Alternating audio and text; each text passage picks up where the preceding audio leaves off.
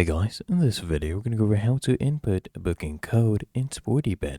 The first thing I want you to do is actually come to the Sportybet website, log into your account, and then if you're on the PC here on the right hand side you'll see bet slip, and if you don't have any existing bets, you can actually see the option to insert a booking code.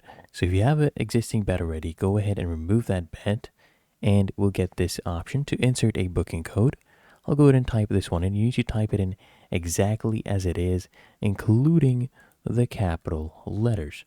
So that is what we're going to go ahead and do. And then I'll come here and click on load. And if you are on your mobile phone, you actually just come here and click on more. You scroll all the way down until you see booking code, and then you enter that. Now load this one. So if you clicked on that, and you can see 2-0, this is the correct score one.